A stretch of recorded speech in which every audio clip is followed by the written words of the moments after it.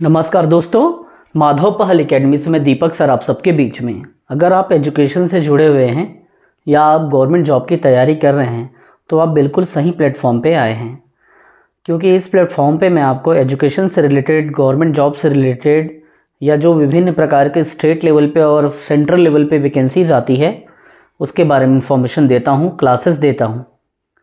सबसे पहले ये एजुकेशनल चैनल है तो आप सबसे पहले इसको सब्सक्राइब करके रखिए।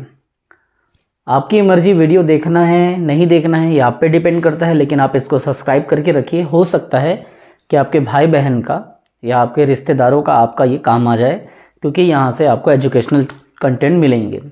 अभी मैं आज बताने वाला हूँ कि रेलवे में 32,000 जो पोस्ट आया है नोटिफिकेशन, उसके बारे में बताऊँगा। ऑनलाइन डेट कब चालू होगा ये बताऊँगा। ऑनलाइन डेट का लास्ट डेट कब है ये बताऊँगा और कुछ बेसिक चीज़ें बताऊंगा।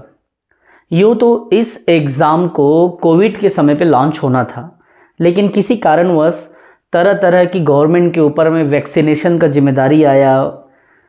2 करोड़ लोगों को वैक्सीनेशन लगाना था। फिर ऐसा करते करते करते करते गवर्नमेंट के पास तरह तरह की चीज़ें आई तो ये एग्ज़ाम डिले हो गया। और आज वर्तमान में उम्मीद तो था कि 1,13,000 पोस्ट लॉन्च किया जाएगा, लेकिन इतने पोस्ट कौन गवर्नमेंट लॉन्च करेगी, या करेगी भी तो राजनीतिक मंशा को देखते हुए वो एक साथ नहीं करेगी। तो इसीलिए इसमें से 32,000 पोस्ट को ही लॉन्च किया गया है। सरल भाषा में अगर हम लोग देखें 30% पदों की यहाँ पे भर्ती हो रही है 1.13 लाख में से। तो इसी के बारे में आपको बताऊँगा कि फॉर्म भरना है और ये नहीं सोचना है कि ये तो ग्रुप डी का है मैं क्यों भरूँ। अगर आप टेक्निकल एजुकेशन डिपार्टमेंट में कभी गए या आपके पास में नॉन टेक्निकल डिग्रियां भी है तो आप ग्रुप डी से भी बहुत बड़े अधिकारी बन सकते हो। वहाँ पे एग्ज़ाम होता है जीडीसी का, ठीक है, जीडीसी होता है, एलडीसी होता है। अगर आपको क्लर्कियल जॉब में जाना है ग्रुप डी के बाद तो एलडीसी का लोअर डिविजनल क्लर्क एग्जामिनेशन आप दे करके आगे बढ़ सकते हो। और जीडीसीई होता है, ठीक है, जो कि मतलब आपका जनरल जो डिपार्टमेंटल कॉम्पिटिटिव एग्जामिनेशन होता है, जो डिपार्टमेंट से संबंधित क्वेश्चन पूछा जाता है। तो वे 2 पैरा में बटा हुआ है, इधर क्लर्कियल डिपार्टमेंट फिर इधर टेक्निकल डिपार्टमेंट। फिर इधर आप एई जेई एसएससी वगैरह बन करके आगे जा सकते हैं, और इधर क्लर्कियल में बाबू, क्लर्क, चीफ ओएस ऐसा करके अलग 2 भागों में यहीं से ही आपका सीढ़ी बनता है। मैं आपको कुछ बता दूं। सबसे पहले मेरा नाम दीपक कुमार है, मैं छत्तीसगढ़ रायपुर से हूँ और मेरी जो पृष्ठभूमि रही है प्रारंभ से ही मैं हिंदी मीडियम से रहा हूँ। लेकिन सच आपको बता रहा हूँ, हिंदी और इंग्लिश जैसा कोई मैटर नहीं है। लाइफ में सब कुछ आपके सीखने पे ऊपर डिपेंड करता है। जब मैं इंजीनियरिंग के फील्ड में आया तब हिंदी मीडियम में काफ़ी संघर्ष करना पड़ा, बट वो चीज़ असंभव नहीं है, वो चीज़ हो गया। और बाद में आप देखिए इंग्लिश का ही टीचर बना, इंग्लिश को ही मैं पूरा ग्रामर पढ़ाता था, है ना। तो कहने का मतलब यही है कि कोई चीज़ लाइफ में कठिन नहीं है, वो आपके नज़रिया पे डिपेंड है कि आप उसे किस रूप में ले रहे हैं, कैसा जगह अपने ऊपर बैठा रहे हैं। और उसके बाद सीजीपीएससी 2022 में 140 पर रैंक मैंने असिस्टेंट रिसर्च ऑफिसर में लाया। 6 पीएससी मेंस मैंने लिखा है। 250 से ज़्यादा बच्चों को छोटे मोटे सब एग्जामिनेशन को अगर काउंट करें अभी तक इन 7-8 सालों में तो 250 से ज़्यादा बच्चे मेरे सेलेक्ट हो चुके हैं। अगर आप हमसे किसी भी प्रकार का कोर्स लेते हैं, पीएससी का, व्यापम का, रेलवे का, एनटीपीसी का, ग्रुप डी का, कोई भी कोर्स लेते हैं तो आपको स्टडी मटेरियल भी प्रोवाइड कराई जाएगी और वीडियो लेक्चर भी प्रोवाइड कराई जाएगी। और लेक्चर को भी आप अनलिमिटेड टाइम देख सकते हैं, ठीक। चलिए अब इस बात को समझिए, चूँकि मैं खुद एक गवर्नमेंट वर्किंग हूँ, सेंट्रल गवर्नमेंट में रेलवे पे ही वर्किंग हूँ, ठीक है। बाकी डिपार्टमेंट मुझे जमता नहीं। और सबसे बड़ी बात यह है कि टीचिंग का प्रोफेशन, ये मेरा कोचिंग ही सबसे बड़ा चीज़ है, मैं इसे नहीं छोड़ सकता। तो इसीलिए ये मुझे अच्छा लगता है, ये अपना पैशन है, ठीक है। जॉब अपने जगह पे है, जॉब को भले छोड़ सकता हूँ लेकिन इसे नहीं छोड़ सकता। तो वैसे ही अगर आप में पैशन है गवर्नमेंट जॉब लेने का या फिर अच्छे से पढ़ने का, तो याद रखेंगे आपको आज से ही तैयारी में भिड़ना है। मैं ये नहीं कहता बच्चों के मुझसे कोर्स लो, लेकिन अगर आपको लेना है तो सिर्फ 2500 रुपये में इसका कोर्स आपको हम लोग देंगे। सिर्फ 2500 में पूरे कंप्लीट सिलेबस कवर करा के देंगे। और हाँ, पीएससी व्यापम वाले बच्चों का भी कोर्सेस है। अगर आप इंटरेस्टेड हैं तो डिस्क्रिप्शन में जाके एप्लीकेशन को डाउनलोड कर लें और वहाँ से व्हाट्सएप में हमारे टीम से मैसेज करके बात कर लें। पेमेंट होने के बाद आपको कोर्स में एनरोलमेंट दे दिया जाएगा। देखिए सबसे पहले बात ये देख लीजिए, टोटल पोस्ट कितना निकला है? 32,438। ठीक, अब इस चीज़ों में ज़्यादा आपको दिमाग नहीं लगाना है। देखिए 2019 में 64,000 पद पर भर्ती हुई थी उस समय पे, फिर बाद में कुछ वैकेंसी बाकी थी। ठीक है, उसे भी साथ में लॉन्च करना था, लेकिन कोरोना आ गया तो वो वैकेंसी लॉन्च नहीं हो पाया। अब उन सारे पोस्ट को मिला के लगभग इतने पोस्ट खाली हो चुके हैं, जिसमें 32,000 ही अभी विज्ञापन यहाँ पे दिया गया है। थोड़ा सा मैं आपको यहाँ पे कुछ चीज़ें बताना चाहता हूँ, थोड़ा सा हम लोग यहाँ पे चर्चा कर लेते हैं कि इसका फॉर्म कब भराया जाएगा और लास्ट डेट कब से उसका मतलब होगा, है ना। तो ऑनलाइन आवेदन के बारे में अपन देखते हैं इसका, क्योंकि वही सबसे बड़ा एक प्रश्न होता है आप लोगों के मन में। इसका मैं एक छोटा सा और आपको नोटिफिकेशन दिखाता हूं जो आपको थोड़ा हेल्प करेगा चीज़ों को समझने में। देखिए सबसे पहले ये जान लीजिए, ये आपका जो 7वां पे कमीशन चल रहा है, ठीक है, 7PC जो चल रहा है, तो 7CPC के अंतर्गत आपको पे मैट्रिक्स में पेमेंट दिखाया जाएगा, पेमेंट दिया जाएगा। ठीक है, अब देखिए सबसे पहला आपको वीडियो में दिख रहा होगा, शायद थोड़ा ब्लर होगा लेकिन फिर भी चला लेना। ये आपका ओपनिंग डेट ऑफ एप्लीकेशन, ये 23 जनवरी 2025 से इसका डेट ओपन हो रहा है। मतलब आपके जहन में ये बात अब बैठा लो कि 23 जनवरी को भैया भरना है, लेकिन भरने के पहले आपको क्या करना पड़ेगा?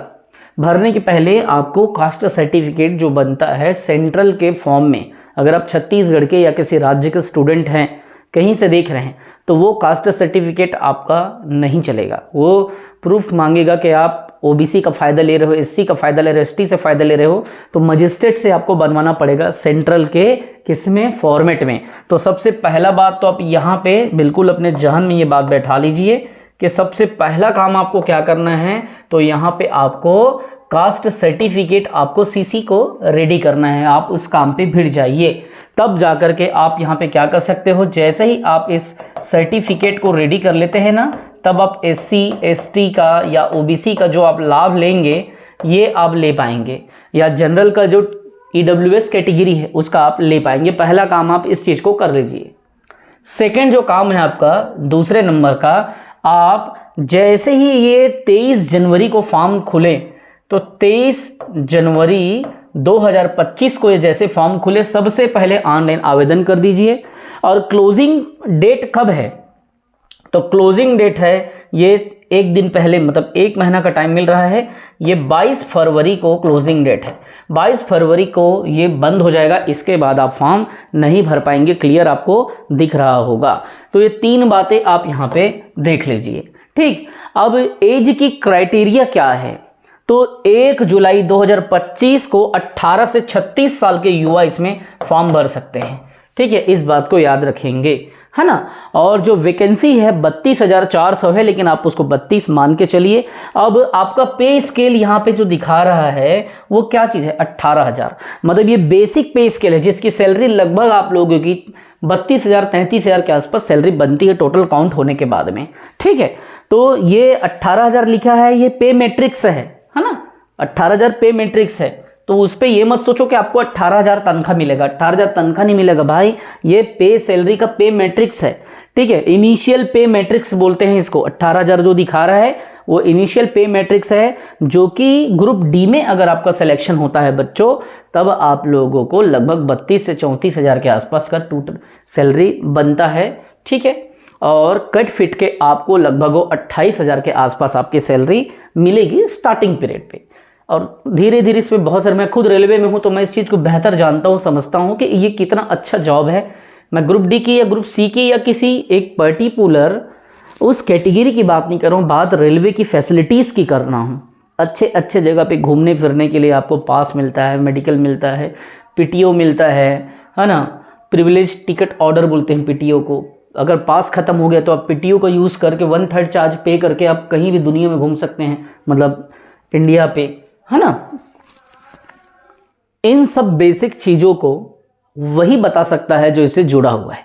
लेकिन जब आप फॉर्म भरें तो याद रखेंगे सेंट्रलाइज्ड नंबर आपका ये 08/2024 होना चाहिए। पता चला आप दूसरे सेंट्रलाइज्ड नोटिफिकेशन वाले में एग्जाम फॉर्म मत भरना, ये बात आप याद रखना। 08/2024 इसी को देख करके आपको फॉर्म भरना है। तो ये तो बेसिक जानकारी हो गई।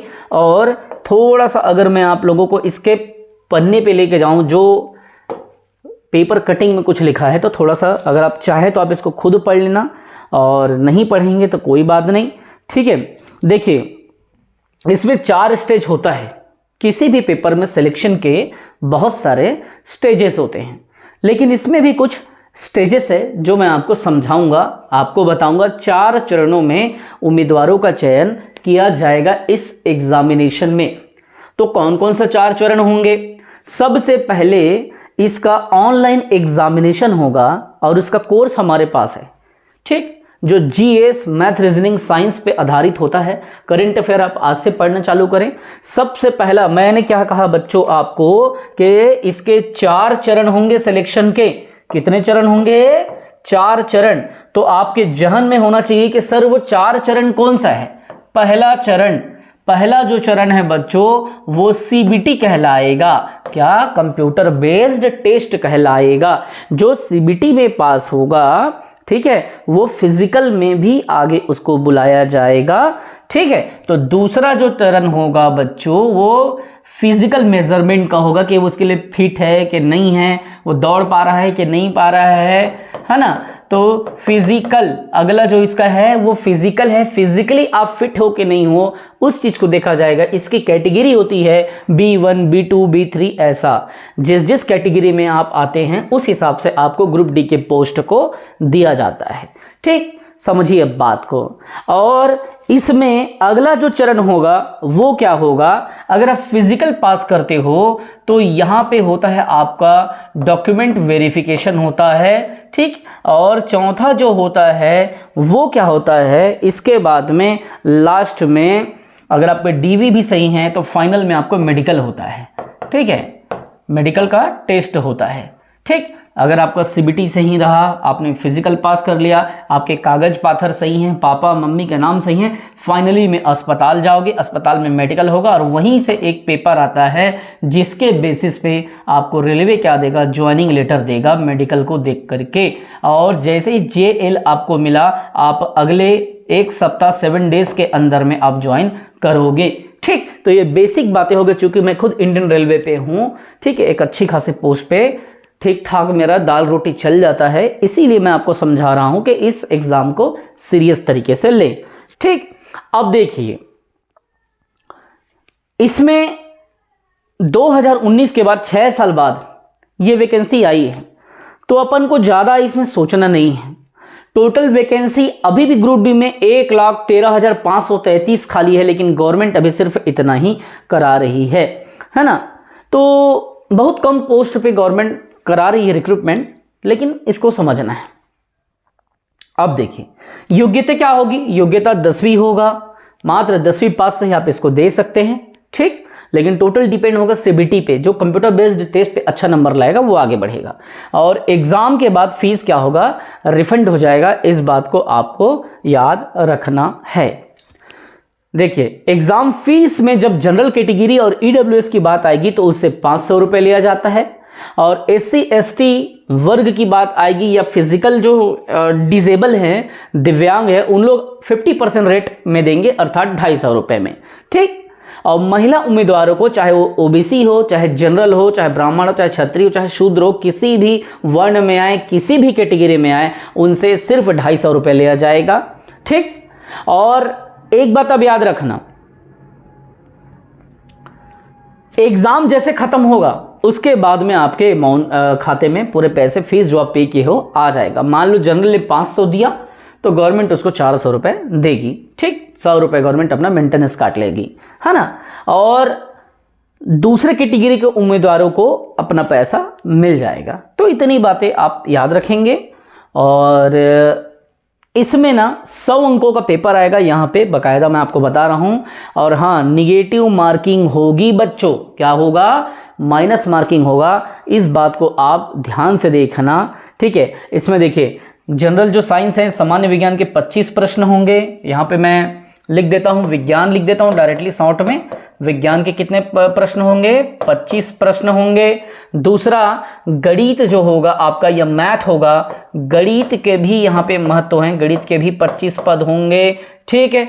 और तर्क के या रीजनिंग के जो क्वेश्चन होंगे, रीजनिंग के या जनरल रेजोनेंस समझ लो, उसके 30 क्वेश्चन होंगे, ठीक। और जो जनरल अवेयरनेस है, जिसमें करंट अफेयर, जीएस, ये सब मिला करके यहाँ पे 20 होंगे। तो 30 और 20 50 और 25 25 50, तो इसमें जीएस वगैरह है ना, और करंट अफेयर आप पढ़ लेना, करंट अफेयर ये सब चीज़ें इसमें सब मिला के 100 नंबर के आएंगे। तो बस ज़्यादा इसमें इंग्लिश पढ़ के अपना समय बर्बाद मत करना, ठीक है। कई लोग होते हैं एकदम से अप्लाइड साइंस पढ़ देते हैं, एकदम से इंग्लिश पढ़ लेते हैं, वैसा नहीं। बेसिक जनरल क्वेश्चन जो 10वीं 12वीं के कैटेगरी के अंतर का हो, और एकदम ज़्यादा कंप्यूटर के पीछे मत पहुंचना, क्योंकि एकदम कंप्यूटर के क्वेश्चन नहीं आएंगे। बेसिक साइंस पढ़ेंगे, बेसिक मैथ्स पढ़ेंगे, रीजनिंग पढ़ेंगे, जीएस पढ़ेंगे, इतिहास, संविधान, भूगोल, अर्थव्यवस्था, ठीक, और करंट अफेयर। तो इस तरीके से इसके मिले अवसर को ना छोड़ें। मैं खुद से जीपीएससी में 140वां रैंक लाया हूँ, 6 मेंस लिखा हूँ। अगर किसी को पीएससी व्यापम की क्लासेस लेना है, इंडियन रेलवे पेपर की, रेलवे की भी कोई क्लासेस लेना है, तो आप हमसे तुरंत संपर्क करें, व्हाट्सअप करें। और व्हाट्सअप इसलिए करें क्योंकि देखिए, मैं आपको रियलिटी बता रहा हूँ। व्हाट्सअप इसलिए आपको करना है, कॉल डेली इतने आते हैं कि कॉल को हर एक आपके अकॉर्डिंग, आपके टाइम पे कॉल उठा पाना मुश्किल टास्क है, एक कठिन टास्क है। इसीलिए आप क्या करेंगे कि आप हमें सीधा हमको व्हाट्सअप करें, और व्हाट्सअप करके आप हमसे कोई भी जानकारी, कोई भी डिस्कशन करना चाहते हैं, कुछ भी डाउट क्लियर करना चाहते हैं, उस डाउट को आप हमसे क्लियर कर सकते हैं, ठीक है। तो आप 9575204321 इसमें आप अपना नाम लिख करके बताइए कि आपको कौन सा कोर्स लेना है, ठीक है। जैसे मान लीजिए आपको पीएससी का लेना है, या आपको हो सकता है कि व्यापम का लेना है। कई बच्चे ऐसे हैं जो एसआई का लेना चाहते हैं, कई ऐसे बच्चे हैं जो स्पेशल सीजी का वृहद छत्तीसगढ़ लेना चाहते हैं, असिस्टेंट प्रोफेसर के लिए, मेंस के लिए। बहुत सारे बच्चे हैं हमारे पास, इतने सारे पूरे स्टेट के बच्चे हैं, हर एक अलग अलग फील्ड के बच्चे हैं। कोई सा भी आप इसमें से कोर्स ले सकते हैं, कोई दिक्कत नहीं है। आप इसमें हमें क्या करेंगे, व्हाट्सअप करेंगे, और व्हाट्सअप करके आप अपने सीट को बुक कर सकते हैं। लेकिन याद रखें कि इतनी बड़ी अगर भर्ती का अवसर मिला है बच्चों, तो उसे बर्बाद ना करें। जैसे जैसे समय है, समय के हिसाब से चलें।